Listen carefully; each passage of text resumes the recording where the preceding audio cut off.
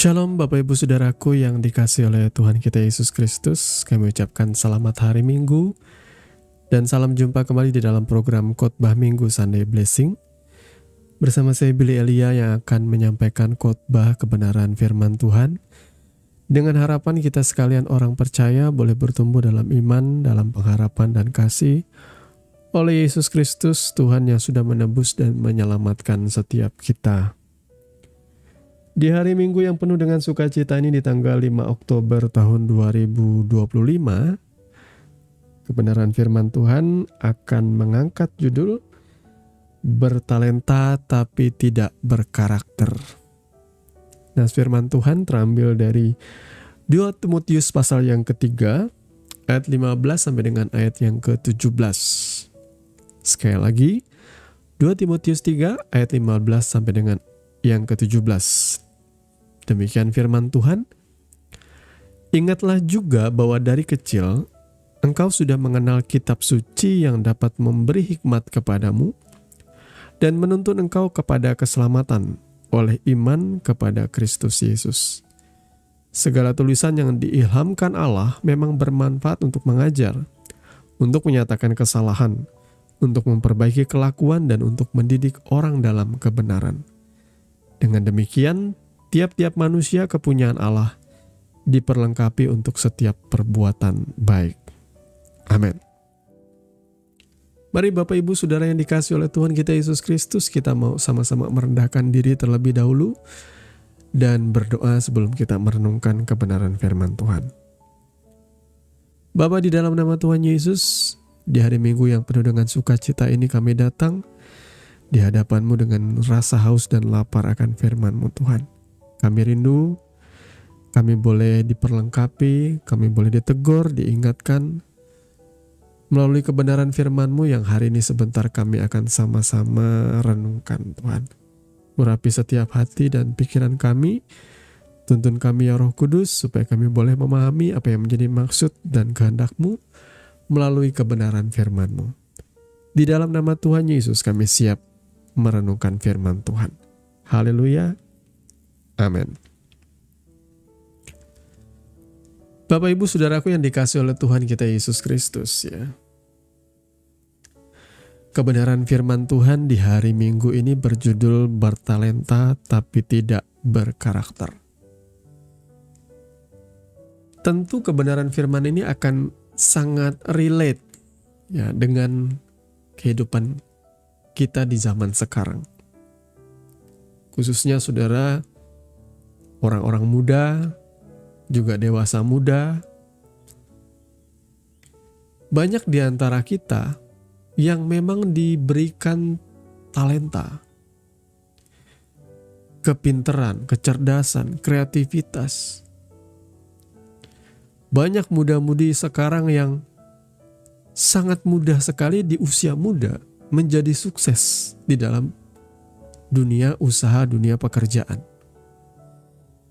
Tapi tahukah saudara, memiliki talenta bahkan multi talenta sekalipun, memiliki kepintaran bahkan kecerdasan sekalipun, tentu tidak akan cukup. Kita membutuhkan satu faktor yang lain, yakni berkarakter. Saudara tentu memegang smartphone yang canggih, mulai dari yang entry level, mid end, sampai high end. Tapi bagaimana smartphone canggih saudara bisa dipakai kalau seandainya baterainya ngedrop? Atau dengan kata lain, bukan hanya lowbat, bahkan mati. Atau dengan kata lain, secanggih apapun smartphone saudara, secanggih apapun saudara ya, teknologi yang ditanamkan di smartphone saudara, tanpa adanya baterai, maka semua fitur yang ada, kecanggihan yang ada, itu tidak akan bisa dipakai. Ya, sama seperti talenta, bahkan multi talenta, tanpa karakter rohani pun tidak akan pernah bisa bekerja dengan baik, saudaraku. Saya adalah saksi dari banyak contoh dalam kehidupan ini. Saya pikir saudara juga tentu punya banyak saksi dan contoh seperti awan yang ada di sekeliling kita. Orang-orang yang orang-orang yang bertalenta, bahkan multi talenta, tapi tanpa karakter yang dibangun dari firman Tuhan. Biasanya kehidupannya seperti apa, saudaraku? Biasanya kehidupannya akan hancur, akan berantakan. Saya banyak melihat contoh yang seperti ini ya. Ada pria-pria yang terlahir dengan paras yang tampan, atletis, seorang olahragawan. Dari segi pendidikan dia juga menjanjikan. Dia mungkin adalah orang yang bekerja di pemerintah. Kemudian dia juga punya rekanan di pemerintahan yang membuat dia bisa melakukan segala hal dan memuluskan segala urusan-urusan dengan lebih mudah. Dia dikenal di mana-mana. Tapi tanpa karakter yang baik, akhirnya pria ini sangat mudah jatuh di dalam yang namanya kehidupan perselingkuhan, sangat mudah jatuh di dalam yang namanya tidak berpikir panjang seperti itu, sehingga mengambil keputusan serba instan, serba dipicu oleh ego, emosi, karena tidak punya karakter dan tidak punya firman di dalam hatinya yang menjadi bahan pertimbangan. Segala apa-apa yang dilakukan itu hanya apa istilahnya tuh ya, ledakan instan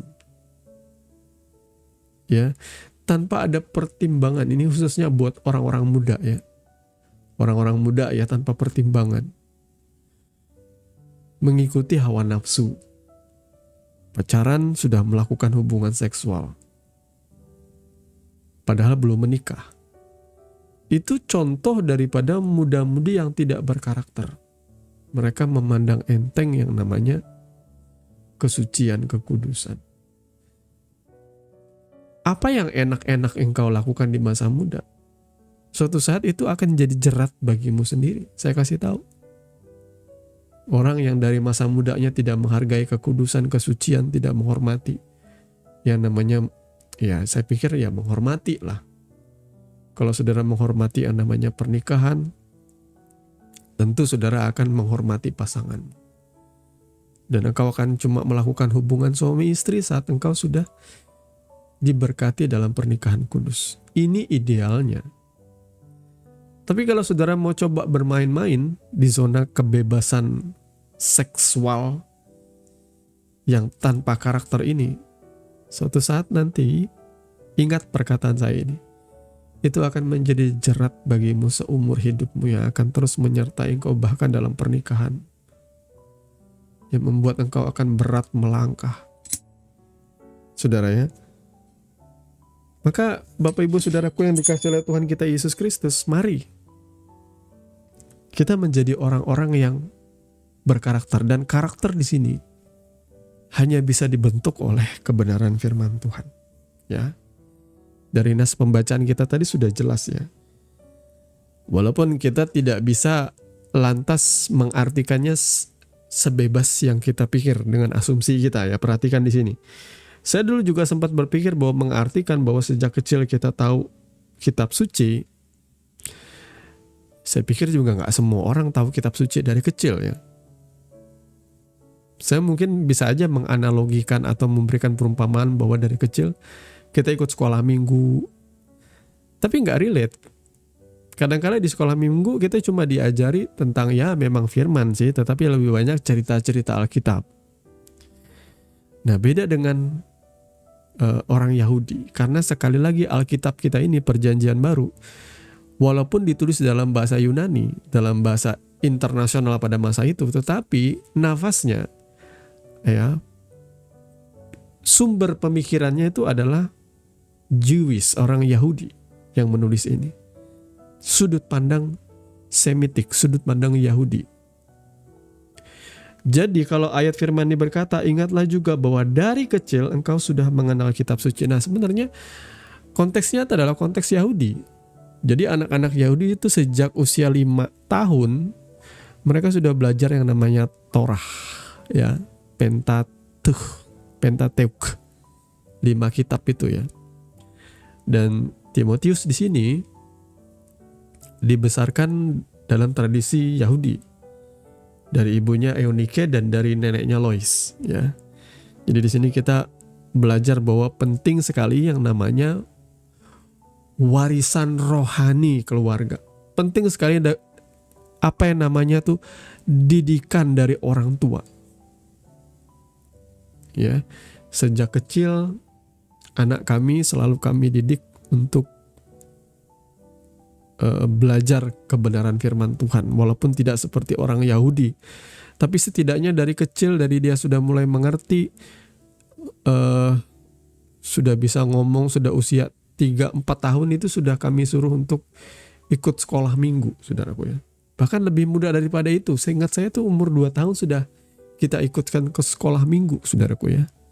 Sekolah minggu, walaupun di sana ya cuma bisa dikatakan untuk bermain, untuk belajar. Tapi ada kebenaran-kebenaran itu yang cepat ditangkap oleh anak-anak ketika mereka masih usia dini, saudaraku ya. Bahkan anak saya itu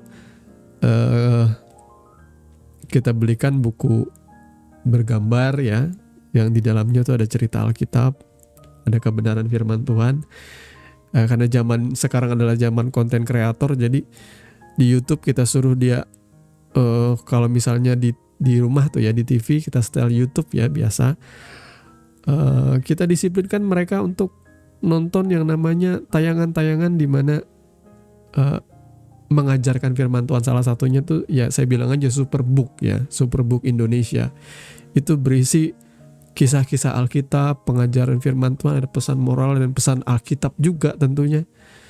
Jadi ketika anak kami tuh TK ya, dia sangat di kelasnya sangat menonjol untuk urusan-urusan pertanyaan-pertanyaan seputar Alkitab. Dia sangat menonjol. Jadi ketika gurunya bertanya, hanya dia yang mengangkat tangan. Teman-temannya yang lain pada nggak tahu karakter ini, karakter itu, cerita ini, cerita itu. Banyak yang nggak tahu. Cuma dia yang tahu, saudaraku ya. Karena dari kecil kita selalu memberikan legacy ini, rohani. Kita ajarkan berdoa, bahkan sebelum malam tidur kita bersama-sama berdoa. Sebelum berangkat ke sekolah sama-sama berdoa. Memang dari kecil kita membiasakan yang seperti ini. Jadi sekali lagi Bapak Ibu Saudaraku, warisan-warisan rohani itu jangan pernah diabaikan. Jangan karena berpikir oh zaman ini zaman kebebasan berpendapat, jadi anak dibebas-bebaskan, termasuk beberapa artis di luar negeri atau olahragawan ternama di luar negeri itu ya, karena ada yang namanya kebebasan berpendapat, jadi membiarkan anaknya yang laki-laki mengenakan baju perempuan dan berdandan seperti perempuan dengan tagline ya, kebebasan berpendapat, love wins, lain sebagainya. Saya nggak setuju hal-hal yang seperti ini. Saudara boleh bilang saya kolot atau konservatif, tapi ini faktanya ya. Faktanya memang saya dan seisi keluarga saya mengikuti Tuhan dan sungguh-sungguh bahwa ajaran-ajaran dalam firman Tuhan harus diterapkan bagi anak kita, saudaraku ya. Kalau anak kita bandel, mulai kurang ajar sama orang tua, kita sebagai orang tua harus mendidik, mengingatkan, menegur, mengajari dia dalam pertemanannya supaya jangan menyakiti orang lain, supaya jangan merendahkan orang lain, supaya jangan membuli orang lain. Ya dari kecil itu adalah didikan-didikan firman. Kita selalu menyelipkan firman. Ya saudaraku ya, saya selalu bilang sama anak saya, kalau kamu gak pengen disakiti ya kamu jangan menyakiti orang lain.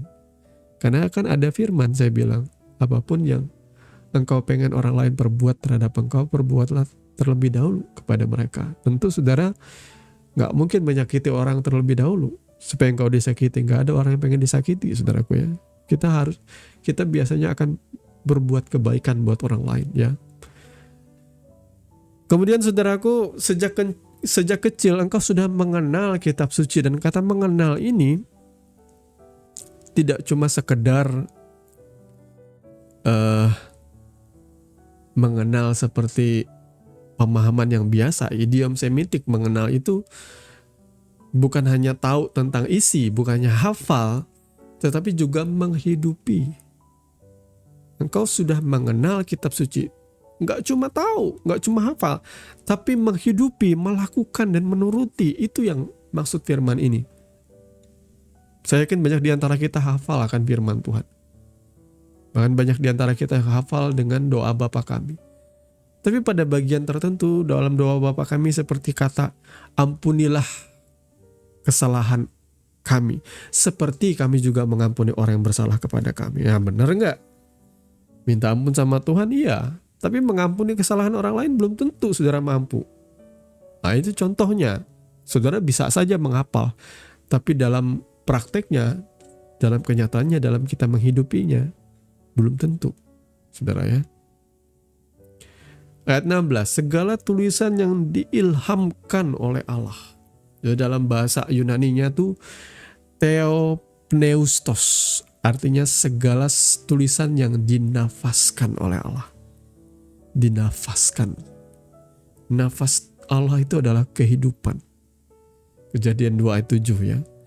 Sehingga kita akan mendapatkan pemahaman bahwa segala tulisan yang diilhamkan Allah bermanfaat untuk mengajar. Artinya mengajar itu memberi dasar kebenaran. Menyatakan kesalahan. Menunjukkan bagian hidup yang menyimpang.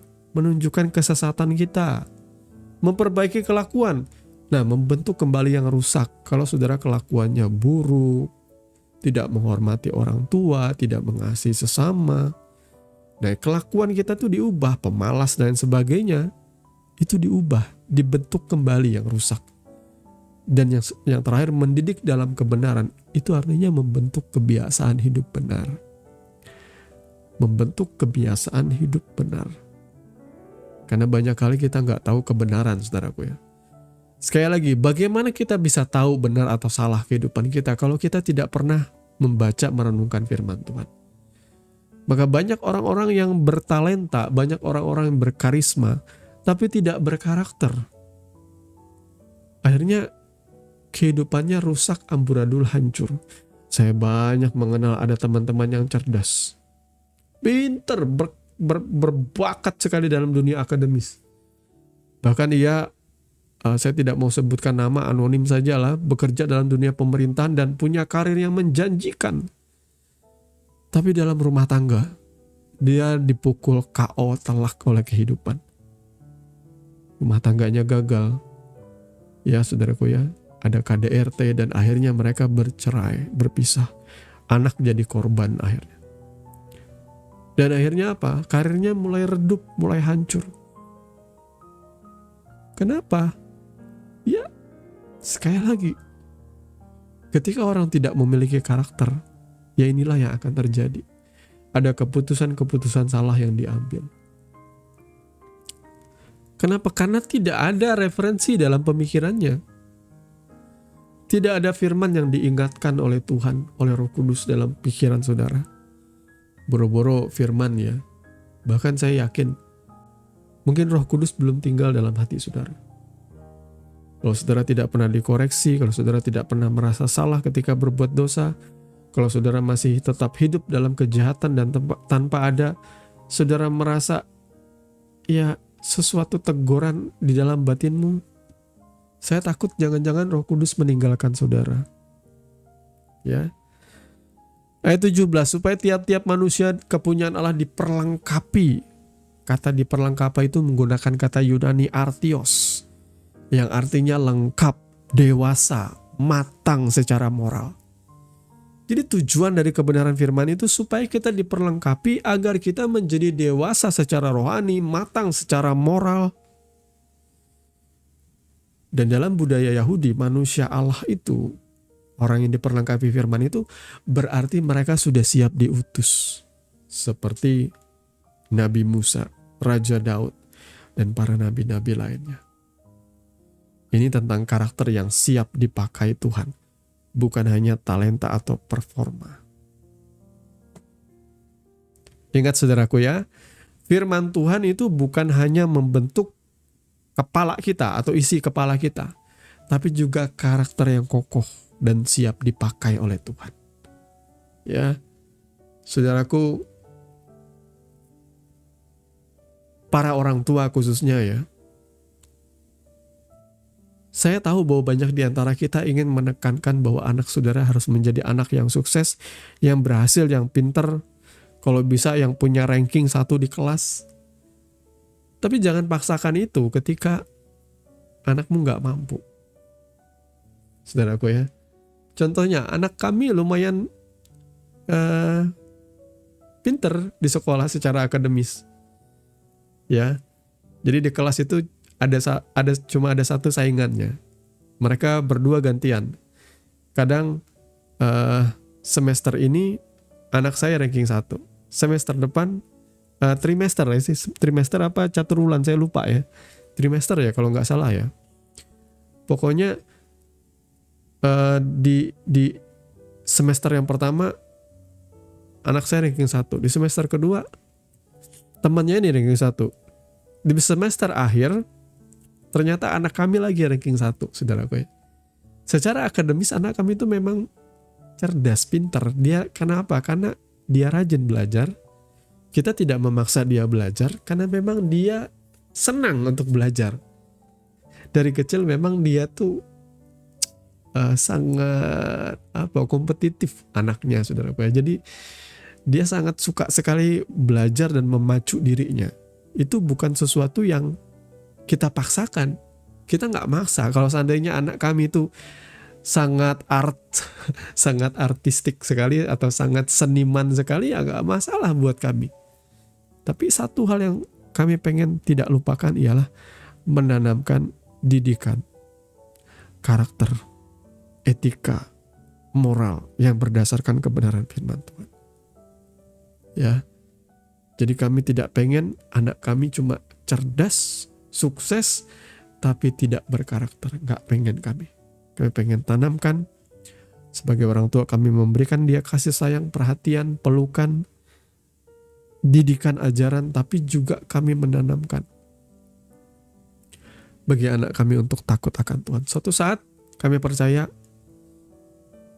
ketika kami sudah selesai memberikan didikan ajaran dan ketika usianya sudah mulai dewasa, tentu dia tidak akan selalu bergantung kepada kami untuk menerima nasihat, pendapat. Dia akan belajar sendirinya dan saat itulah juga saya akan belajar untuk mengajar anak kami untuk bergaul sendiri dengan Tuhan, mengalami Tuhan bagi dirinya sendiri. Ya, seperti inilah legacy atau warisan yang harusnya kita berikan bagi anak cucu kita, saudaraku ya. Ada contoh nggak dalam Alkitab orang-orang yang bertalenta tapi tidak berkarakter? Ada. Saya cuma mengambil satu contoh saja, yakni Raja Saul. Raja Saul ini seperti yang saya bilang di awal tadi ya, ada orang-orang yang punya penampilan yang menarik, punya privilege lahir sebagai laki-laki yang tampan atau wanita yang cantik ya. Dan Saul ini bertalenta. Dia tinggi, tampan, kuat, tinggi lebih tinggi dari kebanyakan orang-orang di masa itu. Tampilan luarnya ideal. Saya yakin kalau sekarang tuh bakalan jadi artis atau kalau dia tidak punya karakter, dia biasanya akan jadi playboy ya, saudara ya. Saul ini punya keberanian. Seorang pemimpin kemenangan. Dia punya keberanian. Dia juga dipilih Tuhan, diurapi. Tapi juga atas dasar desakan rakyat pada waktu itu meminta raja kepada Tuhan. Ya, saudaraku. Nah, masalahnya Saul tidak berkarakter. Ia tidak sabar menunggu Samuel. Ya. Ia tidak sabar menunggu Samuel atas desakan rakyat yang begitu masif membuat ia tertekan. Ia tidak sabar menanti Samuel datang. Akhirnya dia mengambil keputusan sendiri untuk membakar korban itu yang harusnya dilakukan oleh Samuel. Dan di situ adalah pertanda awal mula bukti bahwa dia itu tidak mengandalkan Tuhan, tidak berharap kepada Tuhan. Setelah itu pun ketika Samuel menegur dia tidak hanya merendahkan hati, Dia tidak bertobat seperti Raja Daud ketika ditegur oleh Nabi Nathan. Raja Daud menyesal dan bertobat dan merendahkan diri. Tidak seperti itu Raja Saul. Dia malah menyalahkan Nabi Samuel dan dia juga menyalahkan rakyat. Ya. Kemudian dia takut kehilangan muka. Ketika ditegur itu, dia bahkan mengancam Nabi Samuel untuk setidaknya memberikan dia hormat seperti itu. Jangan permalukan dia di depan umum. Nah, karakter yang pribadi yang tidak punya karakter seperti ini justru menunjukkan kehancuran kehidupannya kemudian. Memang kemudian Raja Saul hancur ya. Dan akhirnya Tuhan memilih Raja Daud sebagai penggantinya, saudaraku ya.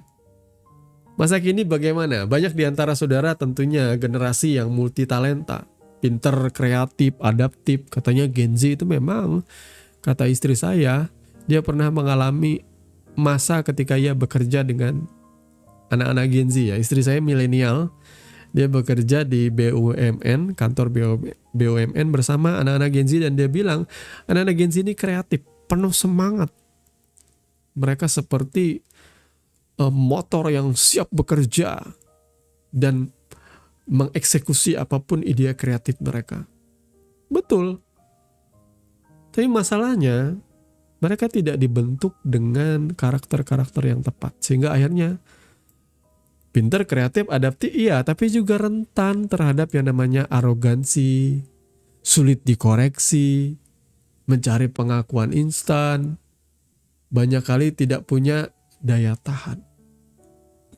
Makanya banyak dikomentari ya, anak-anak Gen Z ketika bekerja di suatu institusi pengen gaji tinggi, tapi ketika di bawah tekanan, ya gak tahan, pengen resign, pengen udahan seperti itu.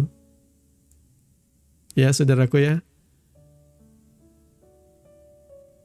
Dalam panggilan firman Tuhan, kita juga butuh firman yang mendidik dan membentuk karakter, saudaraku.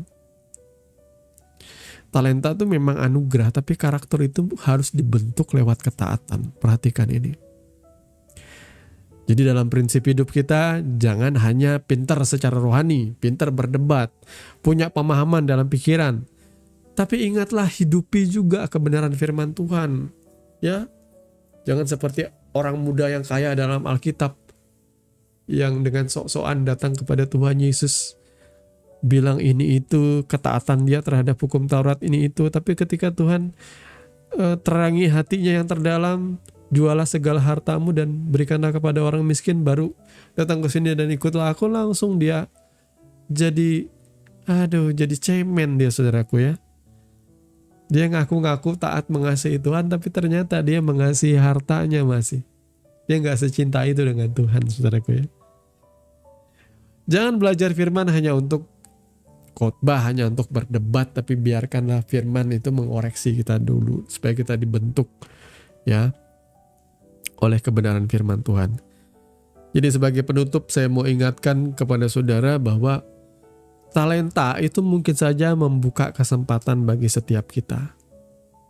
Tetapi ingatlah, hanya karakter yang dibentuk oleh firman Tuhan yang akan membuat kita bertahan dalam panggilan. Jadi Bapak Ibu Saudaraku yang dikasihi oleh Tuhan kita Yesus Kristus, mari kita bersyukur untuk setiap privilege yang kita terima, talenta yang kita miliki. Tapi jangan lupa juga, kita mohon kepada Tuhan untuk membentuk kita di dalam karakter kita. Khususnya orang-orang muda nih ya. Khususnya orang-orang muda. Saya gak pengen kalian orang-orang muda nanti hancur ketika masuk kehidupan berumah tangga. Ya, tanpa dibentuk karaktermu di dalam kasih dan kebenaran firman Tuhan, ya biasanya rumah tangganya tidak akan bertahan lama. Dan banyak rumah tangga yang hancur akan menghasilkan generasi-generasi yang hancur juga sih. Oleh sebab itu Bapak Ibu Saudara, jadilah orang tua yang menurunkan legacy yang benar, mendidik mengajar anaknya sesuai dengan kebenaran firman Tuhan. Tuhan kiranya memberkati firman-Nya di kesempatan kali ini, dan mari kita sama-sama merendahkan hati untuk berdoa. Bapa, di dalam nama Tuhan Yesus, di hari Minggu ini kami sudah mendengarkan kebenaran firman-Mu. Tuhan, tolong kami supaya kami boleh menghidupi berita firman-Mu Tuhan dalam hidup kami. Tolong mampukan kami Bapa, supaya kami berjalan dan karakter kami dibentuk dari hari ke hari. Ketika kami membaca, merenungkan firman Tuhan, kami sadar bahwa kami terkadang diperhadapkan dengan ujian dan tantangan, sehingga kami boleh mengalami, mempraktekkan kebenaran firman Tuhan. Biarlah kami sabar dan kami boleh setia melalui setiap ujian, cobaan, supaya iman karakter kami terbentuk dengan kuat, dengan mantap Tuhan. Terima kasih Bapa, kami mengucap syukur untuk firman-Mu di kesempatan kali ini. Kau memberkati sidang jemaat-Mu yang mendengarkan firman Tuhan. Dan biarlah kehidupan kami bertumbuh, berbuah, menjadi dewasa dan matang di dalam Engkau Tuhan. Kami siap diutus, kami menjadi berkat dimanapun kami berada. Di dalam dan demi nama Tuhan Yesus kami berdoa. Haleluya. Amin.